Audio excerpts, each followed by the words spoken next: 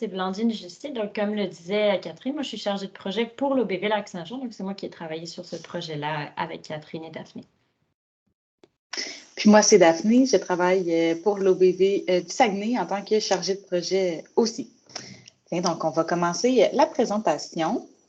Donc, le petit plan de match là, pour la présentation qui suit. En fait, je vais vous introduire qu'est-ce que le projet de transfert de connaissances. Donc, pourquoi est-ce qu'on vient vous parler aujourd'hui. Ensuite, on va voir c'est quoi une plante envahissante, de où est-ce que ça vient, quels sont leurs impacts. Puis, on va aller voir aussi les résultats du portrait, qui est un projet qui a été fait par l'OBV Saguenay en 2020. Donc, on va aller voir vraiment la situation au cœur de la ville de Saguenay, puis les zones qui sont à surveiller aussi sur le territoire. Donc, la première partie, c'est une petite description du projet. Donc, projet de transfert de connaissances, c'est quoi? C'est un projet qui s'inscrit dans un contexte où il y a de plus en plus de présence de plantes envahissantes qui sont faites dans la région du Saguenay-Lac-Saint-Jean. Avant que le projet soit mis en branle, en fait, il n'existait aucun outil d'aide à la décision quant à la prévention, la lutte, puis la propagation des plantes envahissantes. Puis, il y a aussi le fait que les enjeux liés aux plantes envahissantes n'étaient pas tout à fait connus dans la région. Donc, depuis 2020, il y a une suite de projets en ce sens-là qui ont été mis en place. Donc, en 2020, l'OBV du Saguenay, avec l'aide de l'OBV du Lac-Saint-Jean et du CRDD, on a réalisé un portrait de plantes exotiques envahissantes dans la région, suite auquel s'est tenu un forum régional sur les plantes envahissantes. Puis, finalement, il y a le comité régional de concertation sur les espèces exotiques envahissantes qui a été créé. Donc, vraiment, tout ça a été fait dans un but de créer des outils pour prévenir l'envahissement, pour bien contrôler celles qui étaient déjà sur place, puis pour un peu contrer là, le fait qu'il y a une hausse des observations. Donc, on voulait agir. Puis, il y avait ce souhait-là aussi des acteurs du territoire. Donc, en 2023, la solution qui nous est venue, c'est de monter un guide d'information sur les résultats puis les données que nous, on a acquis en 2020. Donc, le guide, vous devriez l'avoir reçu probablement par courriel. Si ce n'est pas fait, ils vont être disponibles sur le site web de l'OBV. Puis, vous allez pouvoir y avoir accès. Là, la présentation, en fait, c'est comme un résumé très succinct de ce qui est dans le guide d'information, justement. Puis, ce projet-là était destiné à plusieurs groupes d'acteurs de la région, dont les 5 MRC font partie. Puis, il y a aussi une tournée de sensibilisation pour la population qui va avoir lieu dans les prochaines semaines. Tiens, donc, je vais laisser la parole à Blandine pour décrire qu'est-ce qu'une plante envahissante. Merci Daphné. Moi, je vais vraiment repartir du début pour être sûr qu'on ait tous bien les mêmes bases sur donc qu'est-ce qu'une plante envahissante et un petit peu c'est quoi leurs impacts, etc. Donc, qu'est-ce qu'une plante envahissante? Ça va être une plante qui est introduite en dehors de ses limites de distribution naturelle et elle va devenir rapidement la population qui est dominante dans un nouvel environnement. Elle va vraiment prendre le dessus parce qu'elle a des capacités d'adaptation particulières, parce qu'elle va pouvoir croître assez rapidement. Elle n'aura pas nécessairement d'ennemis, donc elle va vraiment devenir la seule espèce ou presque qui est présente. Et ça va avoir des impacts potentiellement sur l'environnement, sur la santé, sur l'économie, aussi sur l'agriculture ou sur les loisirs. Tous ces impacts-là, on y reviendra un petit peu plus tard. Est-ce que vous me voyez défiler le PowerPoint? OK, parfait. Donc, ces plantes envahissantes, ça peut être soit des plantes exotiques, soit ça peut être des plantes indigènes. Donc, les plantes exotiques, ça va être quand elles sont introduites, elles viennent d'ailleurs, puis on les introduit dans un nouvel endroit, elles viennent vraiment de plus loin. Soit on les introduit volontairement, soit non. Ça, j'y reviendrai aussi tout à l'heure. Bien souvent, ça va être par les activités humaines. Les plantes envahissantes, ça peut aussi être des plantes indigènes qui poussaient déjà un petit peu dans la région, qui poussaient par exemple déjà au Québec, mais qui vont soudainement coloniser un nouvel environnement parce que cet environnement-là, il est modifié. Par exemple, si on avait une forêt puis que là, on rase la forêt, on se retrouve avec un tout nouveau type de milieu, un milieu beaucoup plus ouvert, où là, on va pouvoir avoir des plantes aussi qui vont prendre le dessus sur les espèces qui étaient là avant. Donc, ces espèces envahissantes, elles vont toutes proliférer toujours au détriment des espèces indigènes qui étaient d'abord présentes dans l'environnement. Comme je disais, ces espèces, elles vont pouvoir être introduites volontairement ou non. Bien souvent, c'est l'être humain qui les introduit. Soit ça va être des introductions qui sont volontaires. Donc, on a par exemple apporté certains types de plantes pour les cultiver, pour pouvoir se nourrir. Ça va aussi être des plantes qu'on cultive pour pouvoir faire des vêtements avec. Sinon, ça va être aussi des plantes médicinales pour se soigner, par exemple, comme la Valeriane officinale. Ça peut être aussi des plantes pour le jardinage, vraiment pour des plantes d'ornement qu'on trouve bien jolies, qu'on apporte. Puis finalement, on se rend compte qu'elles peuvent se disperser dans l'environnement et devenir envahissantes, par exemple la salicaire commune. Il va y avoir aussi des cas d'introduction humaine qui sont involontaires.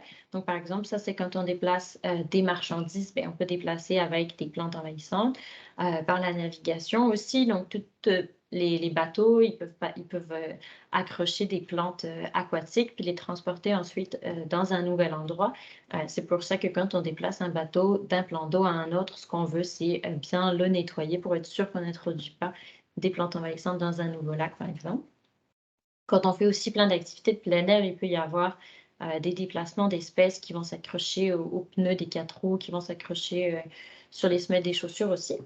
Ou aussi par de l'équipement qui est contaminé. Par exemple, quand on utilise une pelle mécanique pour contrôler une espèce quelque part, si on nettoie pas bien le matériel, on va ensuite pouvoir l'introduire au nouvel endroit où on va utiliser la pelle mécanique. Donc, c'est toujours de bien nettoyer son matériel aussi. Et ensuite, il peut y avoir aussi donc une dispersion qui est naturelle des espèces. Donc, par exemple, le vent ou les courants vont aussi pouvoir déplacer les espèces envahissantes et donc les apporter dans un nouveau territoire.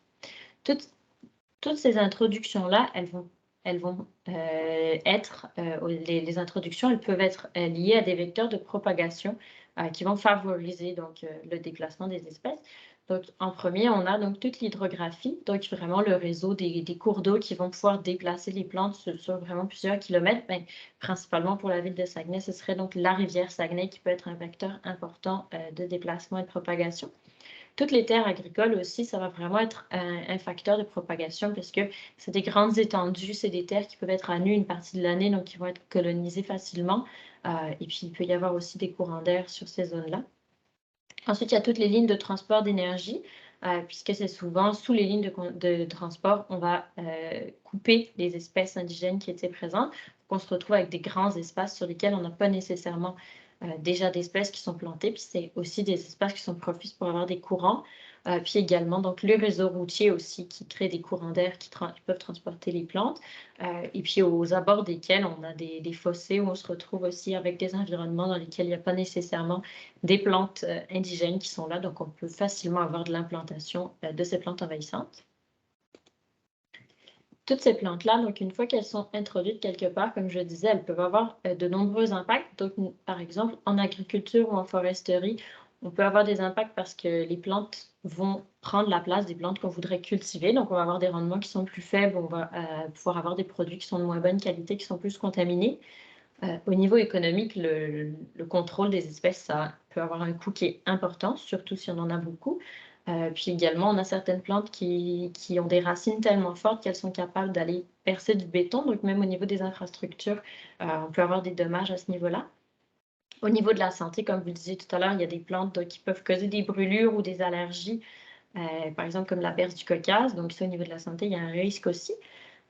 Pour ce qui est des loisirs, on peut aussi avoir, quand on a des plantes, par exemple des plantes aquatiques comme du myriophile qui se retrouve dans un lac, si le myriophile se met vraiment à envahir le lac, mais on peut avoir vraiment, ça peut être une vraie nuisance pour la navigation ou bien pour la natation, par exemple.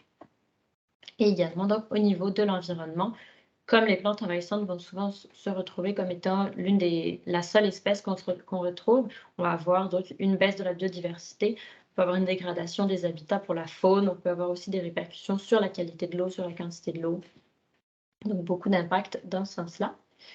Comment on peut faire si on veut essayer de limiter ces impacts? La meilleure chose pour les plantes envahissantes, pour les gérer, c'est vraiment d'agir au tout début, c'est-à-dire de prévenir les introductions. Parce que plus on va laisser les plantes envahissantes se propager ensuite, puis vraiment s'implanter sur un territoire, plus ça va avoir un coût qui est élevé, plus on en a à contrôler, plus c'est cher. Alors que si on arrive à arriver au début avant qu'elle soit trop implantée, bien là, ce sera moins cher. Donc, c'est toujours de s'y prendre le plus tôt possible quand c'est possible. Voilà. Donc, je vais redonner la parole à Daphné pour qu'elle puisse vous présenter les résultats du portrait. J'ai juste le goût de Merci faire une beaucoup. mini-intervention. Tu peux-tu remettre Oui. l'ancienne diapo, Blandine? Celle-ci. Celle avec le graphique? Parce que là, on parle de la prévention, c'est vraiment le fun, là, puis c'est un beau message, mais là, dans la ville Saguenay, concrètement, vous avez déjà des espèces, là, on ne peut pas revenir en arrière. On peut-tu remettre le diagramme? Je ne sais pas c'est qui contrôle, Daphné ou Blandine? Moi, je Ah, l'ai yes, vu. merci.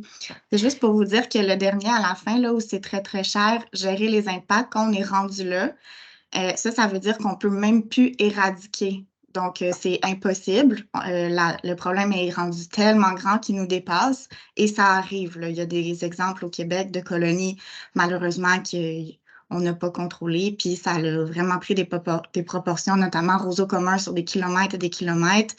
On ne peut plus intervenir, ça coûterait beaucoup trop cher. Fait qu'on va être rendu à juste contrôler là, un peu pour éviter que ça se propage ailleurs, puis c'est tout, là. Fait que c'est pour ça aussi qu'on trouvait ça vraiment important de vous rencontrer, puis qu'on a mis beaucoup d'efforts pour mobiliser le plus de monde en même temps sur le territoire de Saguenay-Lac-Saint-Jean, parce que on est encore tôt dans les introductions versus à d'autres endroits au Québec ou au Canada, puis on n'est pas à gérer les impacts. L'éradication est encore possible. Fait que je trouvais que c'était le fun là, de juste vous encourager là-dedans, puis faire une petite précision là, par rapport à ça.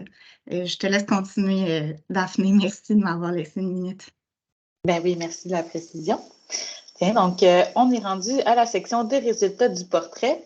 Donc, au Saguenay-Lac-Saint-Jean, dans la région, en 2020, il y a 363 colonies de plantes envahissantes qui ont été observées. Puis, de ça, il y a 20 espèces envahissantes distinctes qui ont été identifiées, puis 15 de ces 20 espèces-là sont considérées comme étant nuisibles. Spécifiquement dans la ville de Saguenay, il y a 199 colonies sur 363 qui ont été observées sur le territoire. Puis, il y a 18 des 20 espèces qui ont été observées aussi, dont 13 sont nuisibles. Puis là, je tiens à vous préciser qu'il s'agit d'observations qui datent de 2020. Donc, il y a certainement des colonies qui n'ont pas été répertoriées, donc qui ne sont pas comptabilisées dans le cadre de ce projet, dans le sens où l'introduction, ça se fait tellement rapidement que c'est sûr que les données ont changé depuis ce temps-là. Là, puis qu'il y a peut-être des colonies aussi que nous, on n'est pas au courant qu'elles sont sur place, mais fait qu'on les a pas comptabilisées, mais dans le fond, elles existent puis elles sont là.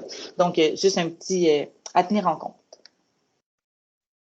Donc, spécifiquement dans la ville de Saguenay, 199 colonies, ça représente 55% du total des observations de la région. Donc, plus de la moitié des observations sont sur le territoire de la ville de Saguenay.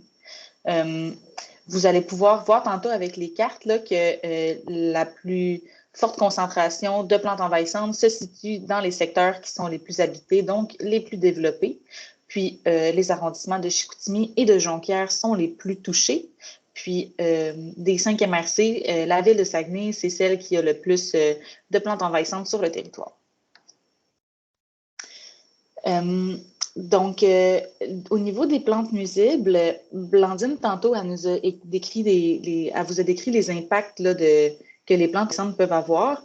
Donc, les plantes, elles sont toutes nuisibles, sauf si leurs impacts ne sont pas tant catégoriques, tant problématique que ça. Donc, tu sais, même si elle n'est pas catégorisée comme étant nuisible, la plante, elle va avoir un impact aussi, là. Donc, c'est pas plus à prendre à la légère. Ça fait pas d'elle une plante qui est pas problématique pour autant. Donc, un tout petit bémol à ce niveau-là. Puis donc, dans ce tableau-là, oui. Peut-être juste aussi préciser que, dans le fond, l'espèce non nuisible, ça ne sera pas l'espèce prioritaire quand on va être rendu à contrôler. Parce que, par exemple, ça va être une espèce qui prolifère beaucoup, beaucoup dans une terre agricole qui serait normalement à nu.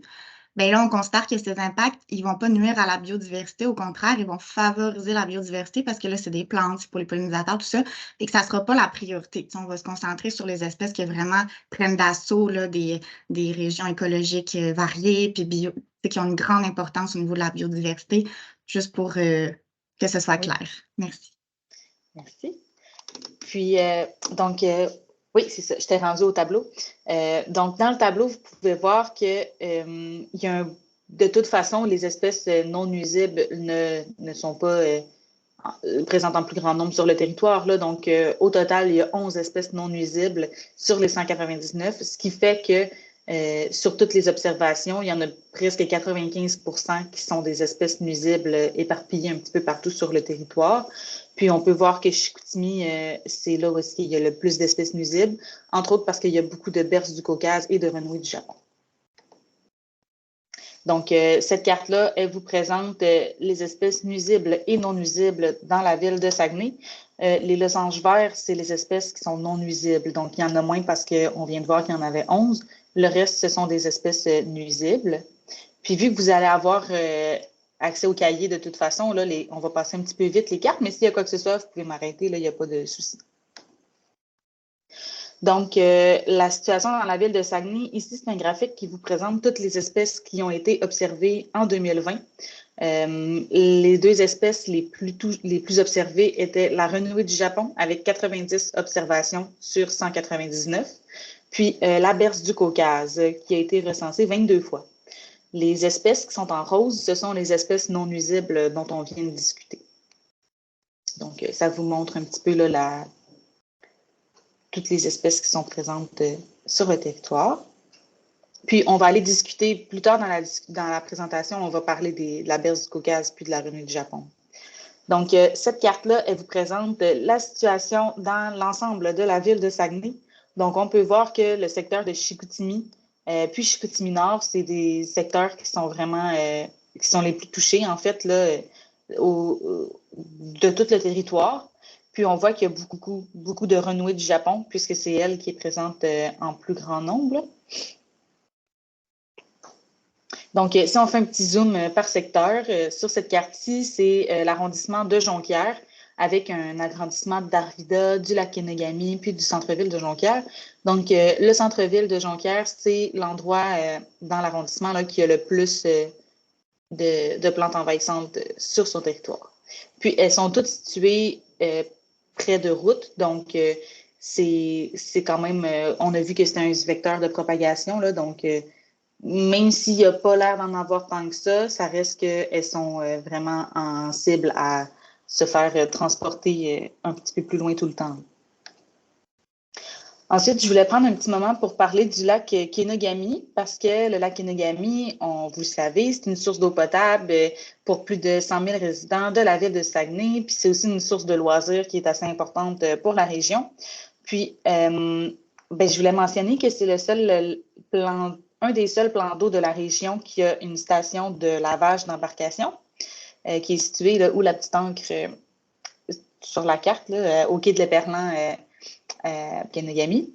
Puis, pour l'ensemble du lac, les plantes envahissantes sont assez faibles, là, puis ce qui est une bonne chose. Donc, c'est important de prioriser vraiment la prévention pour ce plan d'eau-là parce que sur Terre, c'est difficile de faire un contrôle efficace, mais dans l'eau, c'est autant sinon plus complexe de faire la gestion des plantes envahissantes. Donc, on n'a pas de plantes aquatiques envahissantes encore dans le lac Kenegami. Donc, idéalement, la prévention est de mise vraiment là, pour ce plan d'eau-là. Il y a un petit potamo crépu qui est ici là, l'étoile verte, mais c'est le seul qui peut être en berge de l'eau puis qui est à surveiller, en fait. Là. Catherine, je t'ai vu lever la main. Est-ce que... Yes. Juste pour vous dire que Daphné dit ça, elle dit pas ça à travers son chapeau, là, ce lac-là, on sait qu'il n'y a pas d'espèces envahissantes parce que l'OBV Saguenay est allé caractériser, si je ne m'abuse. Il y avait un projet, hein? C'est ça, Daphné? Oui, Voilà. il y a eu un projet pour faire de la caractérisation, s'assurer que, vérifier qu'il y en ait ou qu'il n'y en ait pas. Puis, il y a aussi de la sensibilisation qui a été faite, puis, et tout ça. Mais vu que ça change tout le temps, c'est sûr que si la ville Saguenay veut entreprendre de faire des efforts de protection ou de sensibilisation de plus, nous, on va être très heureux de pouvoir peut-être participer s'il y a besoin. Là. Mais oui, il y a un projet de caractérisation qui a été fait, si je ne me trompe pas, c'est en 2020 ou 2021, je ne sais pas tout à fait. Donc, c'est pour ça qu'on a pu voir qu'il y a un potamo crépu, mais rien d'autre dans le lac. Ensuite, ici, c'est la situation à Chicoutimi. Donc, comme mentionné tout à l'heure, le centre-ville de Chicoutimi, c'est définitivement le secteur le plus touché dans la ville de Saguenay. La renouée du Japon est vraiment omniprésente. Puis, ce qui est problématique avec ce que vous voyez là, en fait, c'est que la plupart des plantes envahissantes se trouvent sur le bord de la rivière Saguenay, qui est un vecteur de propagation assez important parce qu'une une graine peut se ramasser dans le plan d'eau puis être transportée avec les courants. Puis là, oups, elle a changé de municipalité puis on s'en est pas rendu compte. Donc, ça ressemble à ça pour Chicoutimi. Puis la baie, encore là, on pourrait se dire qu'il n'y a pas grand-chose à la baie, c'est correct. Sauf que vous en avez parlé tantôt, des demandes, je pense que c'est Dominique qui en a parlé, il y a eu des demandes médiatiques parce qu'à la baie, la plupart des plantes qui se retrouvent là, ce sont des plantes de panais sauvage, qui est une plante phototoxique qui cause des brûlures si on lui touche. Donc, oui, il n'y en a pas beaucoup, mais ce sont des plantes très problématiques et très nuisibles. Alors, il y a ce petit jeu-là, faut en tenir compte. Donc, maintenant que vous savez tout ce qui se passe sur votre territoire, il y a des choses qui sont possibles de faire. Donc, il existe 5 méthodes de gestion des plantes envahissantes. Il y a la méthode physique, mécanique, chimique, biologique et par compétition végétale. Puis, en discutant de la berce du Caucase puis de la renouée du Japon tantôt, on va parler de presque toutes les méthodes de gestion, là. Donc, on va passer assez vite ici. Par contre, je voudrais vous rappeler que quand on fait le contrôle de plantes envahissantes, parce que je pense que Ville de Saguenay, vous êtes quand même avancé un petit peu au courant de tout ça, là. Donc, quand il y a un contrôle qui est fait sur les plantes envahissantes, c'est vraiment important de nettoyer les outils qui vont avoir été utilisés parce que, Blandine l'a dit, un outil souillé peut mener à l'introduction de la plante dans un nouveau secteur. Puis, je voulais aussi dire que les méthodes ont toutes des avantages et des inconvénients. Puis, la méthode physique fonctionne pour une espèce X, elle ne fonctionnera pas nécessairement pour l'espèce Y. Donc, elles sont vraiment spécifiques pour certaines espèces, puis elles sont toutes coûteuses. Donc, l'élément à retenir des méthodes de gestion, c'est qu'il n'y a aucune méthode qui est meilleure et moins chère que la prévention. Puis, au fil de la présentation, vous allez voir aussi que souvent, ce n'est pas juste une méthode qui est nécessaire pour faire le contrôle, en fait.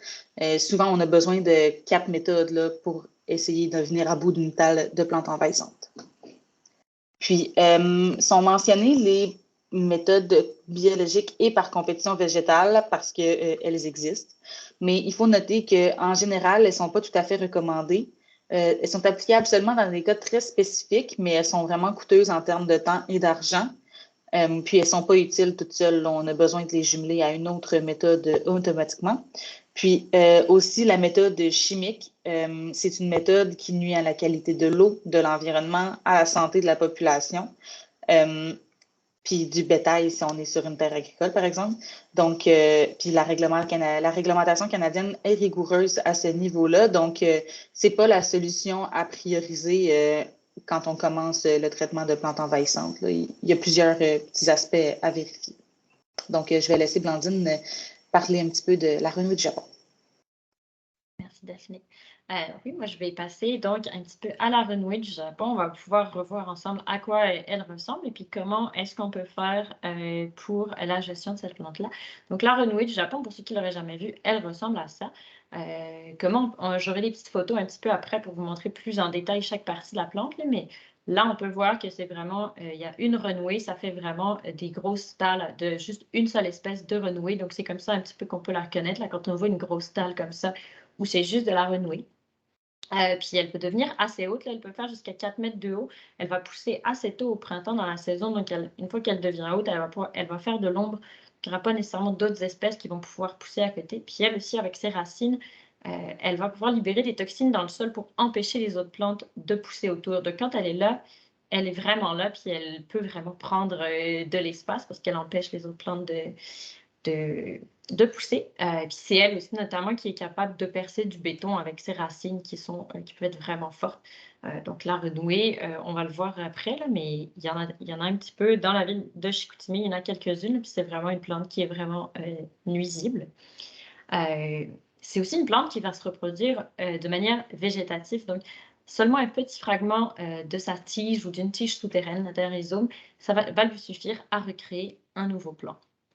En plus de ça, ces tiges souterraines, elles vont pouvoir s'enraciner jusqu'à 3 mètres de profond, jusqu'à 3 mètres dans le sol.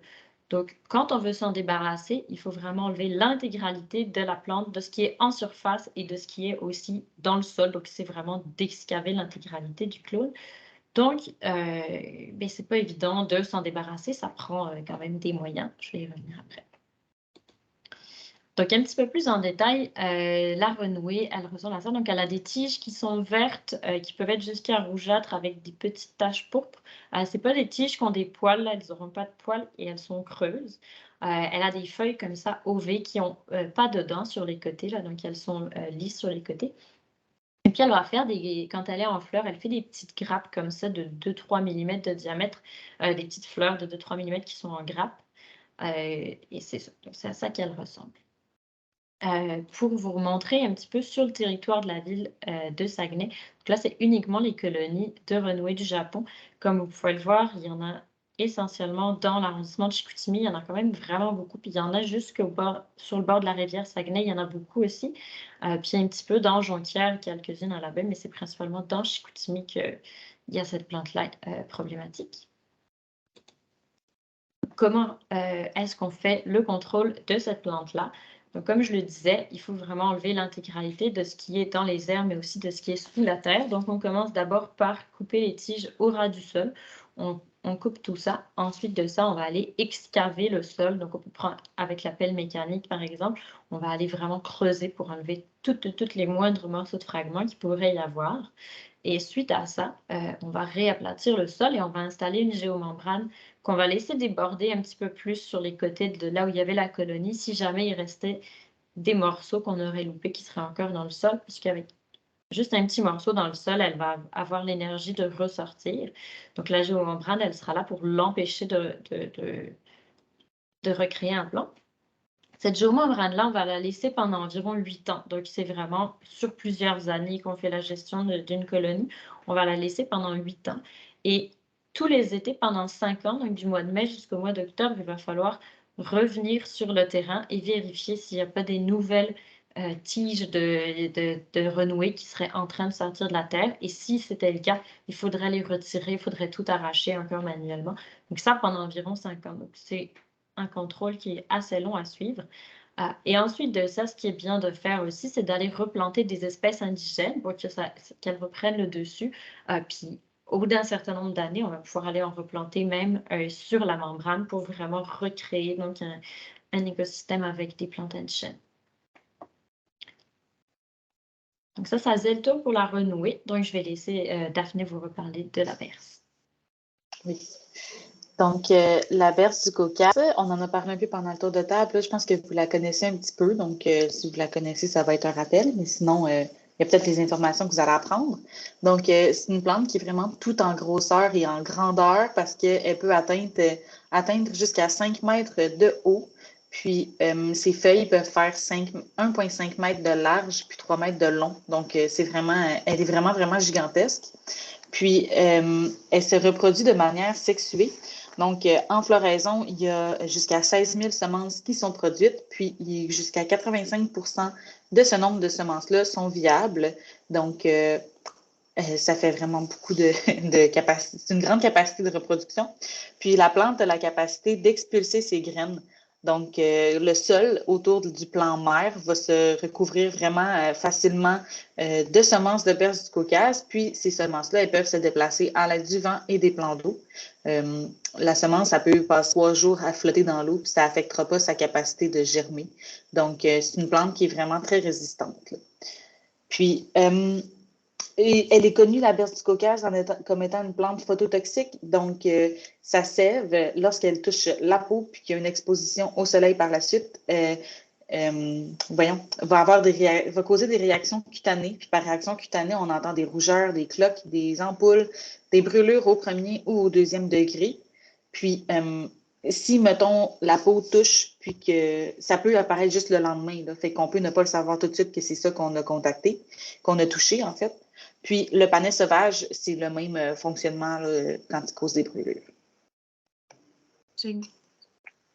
Oui. Je vais faire encore une intervention là, parce que ça me fait penser les gens qui faisaient du terrain là, dans le talus puis qui étaient exposés à ces dangers-là, puis qu'on sait que c'est une réelle menace là, dans la ville. Toujours traîner de l'eau puis du savon. ça ne va pas empêcher la brûlure chimique, mais si tu laves, si tu as un contact avec la plante, puis ce n'est pas directement la sève, puis tu laves immédiatement, tu diminues quand même l'inflammation qu'il pourrait y avoir. Puis c'est ça ça va enlever un peu. Tu sais, si tu peux enlever tes vêtements aussi contaminés, tout ça, c'est l'idéal. Mais juste un petit truc, là, je pense à nos gens terrains là, dans la formation, un petit truc pratique. Si on peut passer d'une rougeur plutôt que d'une brûlure au 2e degré, c'est sûr qu'on le prend. Donc, ces photos-là, c'est des zooms en fait sur les parties de la plante. Donc, la tige a des taches rouges, violettes, puis elle a des poils qui sont vraiment rudes. Puis, les fleurs sont blanches, puis elles forment des ombelles qui peuvent être jusqu'à 50 cm de large aussi. Puis, les feuilles sont dentelées. Donc, sur cette carte-là, vous pouvez voir seulement la berce du Caucase, où est-ce qu'elle se retrouve. Puis, elle est plus concentrée là, dans le centre-ville de Chicoutimi. Mais il y en a quand même un peu partout ailleurs. Ça ne se limite pas à ça. La berce du Caucase, elle a une cousine qui est la berce laineuse. Elles sont souvent confondues. La berce laineuse, c'est une espèce qui est indigène au territoire du Québec. Donc, on va prendre une petite minute là, pour voir qu'est-ce qui peut différencier ces deux plantes-là. Donc, la berce laineuse, en comparaison à la berce du Caucase, qui peut faire 5 mètres de haut, elle va atteindre maximum 3 mètres de haut. Donc, elle est plus petite. La tige de la berce laineuse, elle est moins tachetée que celle de la berce du Caucase, puis son petit poil, c'est un petit velours, plutôt que d'être des poils vraiment drus comme la berce du Caucase.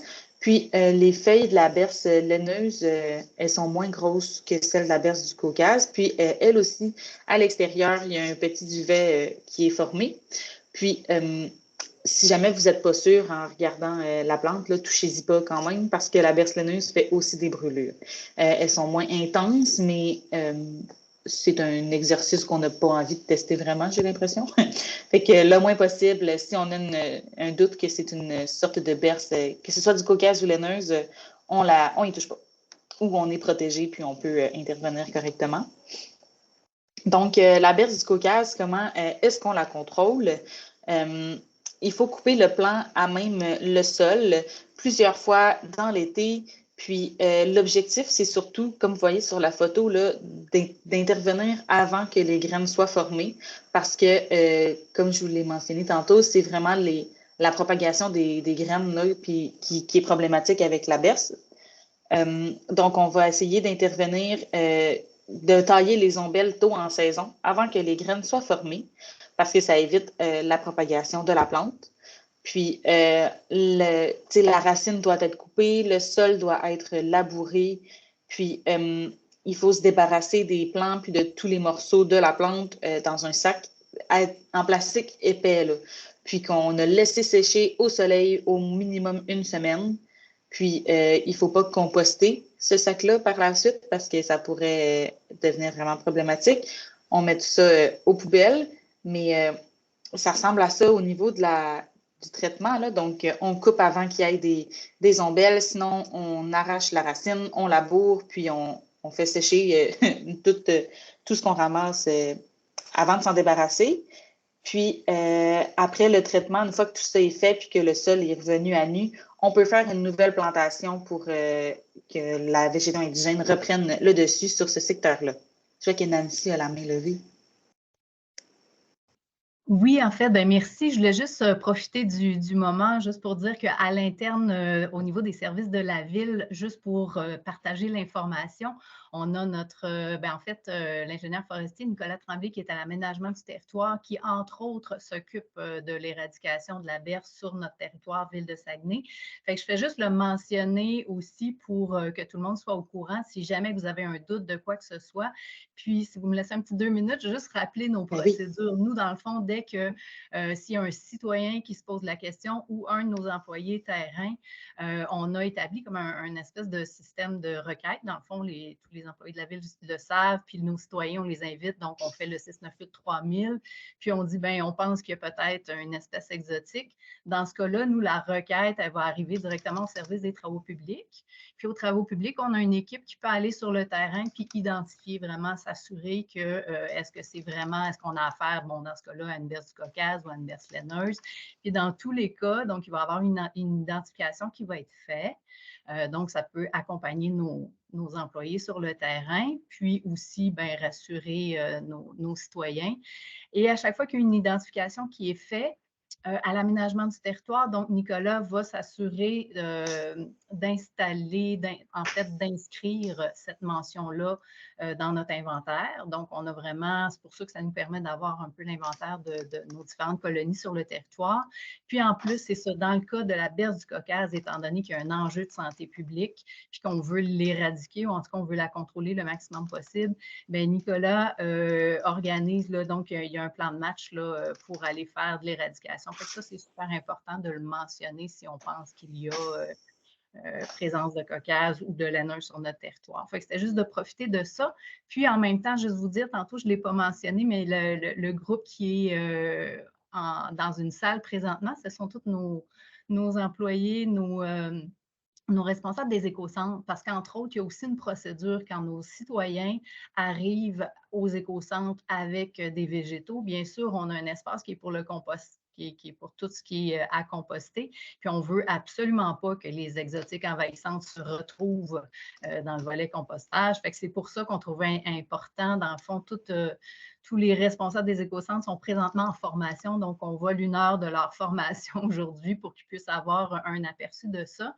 Puis ce qu'on fait, c'est ça, c'est que l'idée, c'est de dire, bien, à partir du moment où un citoyen peut le mentionner quand il arrive à l'écocentre, bien, ce qu'on fait, c'est que toutes les exotiques envahissantes sont envoyées directement à l'enfouissement. Puis on a aussi, genre, c'est la dernière petite mention que je vais vous faire, on travaille avec notre service des communications pour informer les citoyens. Donc, sur notre site Internet, on a vraiment un emplacement où est-ce qu'on dit, puis on a des images pour essayer de les identifier. Puis, surtout de dire aux citoyens quand vous, au niveau du transport, si vous avez à transporter, à couper, ben, de mettre ça dans des sacs hermétiques, puis avant de les apporter aux écocentres, pour pas qu'on ait toute une contamination tout le long du transport et du traitement. Fait que c'était juste ça, je voulais juste profiter du moment pour dire on a initié en tout cas des procédures et des formes de traitement à la ville. C'est pas parfait, mais c'est important. Puis merci de nous aider à bien les identifier. C'est tout. Je vous laisse la parole. Merci. Merci énormément, Nancy. Dans nos séances d'information publique, on va justement se promener dans votre municipalité. C'est Daphné qui va vous représenter, qui va nous représenter. Puis je suis certaine qu'elle va faire la diffusion de ces nouvelles connaissances-là. Puis on a pris en note le numéro de téléphone. Donc, on va vous aider là, à diffuser ces connaissances-là au grand public. C'est bien. Merci beaucoup. Merci. Puis félicitations, c'est la première municipalité qui est, bien, c'est sûr, votre enjeu est plus important que vous êtes une grande ville, mais vous êtes en avance. Fait que c'est le fun de savoir ça. On a un modèle, on a un exemple à faire connaître. Merci pour votre état, Nancy. Je me suis pris une petite note. Là, je vais vous envoyer un courriel là, éventuellement à ce sujet-là. Je terminerai juste en disant là, que ben là, j'imagine que vous le savez puisque vous êtes dans la gestion, mais quand on doit toucher à la berce du Caucase, c'est vraiment primordial de s'habiller de manière à ce que tout le corps soit couvert puis qu'on a des vêtements pas absorbants.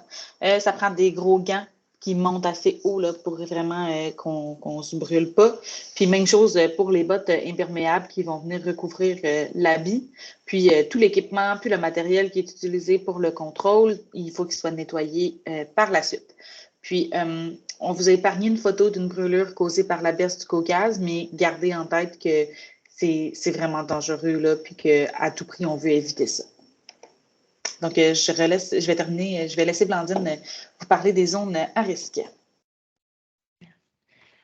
Oui, donc il y a dans le cadre du projet, il y a certaines zones plus à risque qui ont été identifiées. Donc, c'est les zones qui seraient plus propices à l'introduction d'espèces ou pour lesquelles il y aurait vraiment, c'est des zones plus sensibles, donc dans lesquelles on ne voudrait vraiment pas voir ces espèces envahissantes-là. Il y a 3 critères qui ont été utilisés. C'est donc s'il y avait un potentiel de dispersion des espèces envahissantes. Donc, ça, c'est principalement quand il y a des vecteurs de propagation. Comme je vous mentionnais tout à l'heure, donc si c'est des terres agricoles ou si ça va être s'il y a des lignes de transport d'énergie ou le réseau routier. Ça va être aussi si c'est des milieux qui ont une valeur importante, une valeur écologique importante qui pourrait être compromise donc, par la présence de ces espèces envahissantes. Donc là, ça va être plus si c'est dans le cadre des parcs nationaux, quand on a des réserves fauniques ou des choses comme ça. Et ensuite, c'est des milieux dont les services écologiques pourraient être compromis. Donc là, on va plus parler des milieux humides, par exemple, ou bien des bandes riveraines, si on a des plantes qui s'intègrent dans les bandes riveraines. Donc, il y a des cartes qui ont été faites avec ça, avec ces zones à risque. Vous allez avoir la représentation sur les cartes. Je vais vous mettre la première tout de suite. Donc là, sur les cartes, les zones les plus à risque, c'est les zones qui sont le plus marron foncé. À l'inverse, quand on arrive plus vers le beige, c'est que là, c'est des zones où il y a moins de risques. Donc là, on vous a mis l'ensemble de la ville de Saguenay, mais on va y aller en détail par arrondissement. Donc, je vais commencer par l'arrondissement de Jonquière. Donc là, comme vous pouvez le voir, les zones qui sortent le plus foncé, donc sur lesquelles il y a le plus de risques, c'est donc potentiellement le long des réseaux routiers. Ça va être aussi donc le long avec le réseau hydrographique, donc le long des rivières ou le long des lacs, mais également tout ce qui est terres agricoles, donc qui peuvent être aussi, c'est aussi des milieux donc, qui peuvent être dérangés par la présence d'espèces envahissantes. Je vais revenir un petit peu plus sur le lac Kenogami. Donc là, pour le lac Kenogami, ce qui ressort le plus, ça va être les berges, donc la bande riveraine.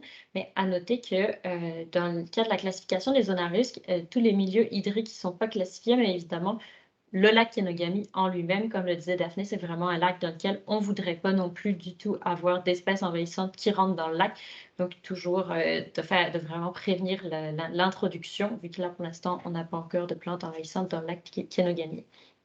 Mais donc, au niveau terrestre, c'est plus toutes les bandes riveraines et vraiment donc le long de tous les cours d'eau aussi dans ce secteur-là qui sont plus à risque. Pour l'arrondissement de Chicoutimi, donc là, les zones plus à risque, c'est vraiment le long du réseau routier, vraiment tous les secteurs très, très habités, mais aussi plus à l'est, après, ça va être les terres agricoles. On le voit le mieux sur la deuxième carte, donc vraiment entre l'arrondissement de la baie et Chicoutimi. Donc, un petit peu toutes les terres agricoles, mais aussi donc, les milieux humides qui sont dans ce secteur-là, qui vont être des zones plus à risque. Sinon, pour la baie, après, c'est la même chose. C'est le long des routes qu'on veut faire plus attention qu'il y a plus de risques et également le long des berges dans les bandes riveraines. Ça faisait le tour un petit peu des zones à risque. Je vais relaisser Daphné pour vous dire qu'est-ce qu'on aimerait que vous faisiez si vous voyez une plante envahissante aussi. Donc, c'est le dernier petit bout là, de la présentation. Donc, si vous croyez avoir aperçu une espèce envahissante, il y a 2 choses que vous devez faire. En fait, le ministère de l'Environnement, je pense que le nom n'a pas été changé, mais le ministère de l'Environnement a mis en place un site de consultation et de détection des espèces envahissantes qui s'appelle Sentinelle. Donc, vous pouvez, si vous faites une observation, vous pouvez aller, vous devriez, en fait, là, idéalement, la saisir dans Sentinelle directement. Comme ça, ça permet d'avoir vraiment une carte là, de où sont toutes les espèces envahissantes partout au Québec. Puis sinon, vous pouvez contacter les 2 OBV, puis nous, on va vous rediriger vers les bonnes ressources. Là, j'en conclus qu'il y a des procédures puis des numéros à l'interne aussi là, que vous pouvez appeler directement. Ça va peut-être être plus rapide pour vous à ce moment-là, puis vous allez savoir directement quoi faire. Donc, vous pourrez contacter probablement Nancy ou Nicolas au moment opportun si vous croyez avoir observé des espèces envahissantes. Donc, je vais juste faire une petite note sur l'outil Sentinelle. Donc, quand vous vous connectez, vous créez un compte, puis vous cliquez sur « Observation » et vous faites « Nouvelle observation ». Puis, je vous en parle juste parce que ça prend plusieurs éléments pour faire un signalement. On a besoin de coordonnées exactes de l'observation, de photos, de la superficie, du nombre d'individus. Donc, c'est plus que juste « j'ai vu une renouée du Japon ». à Jonquière. On a besoin vraiment de précision. Puis, il y a quelques informations supplémentaires à remplir si c'est un lac qui fait partie du réseau de surveillance volontaire des lacs.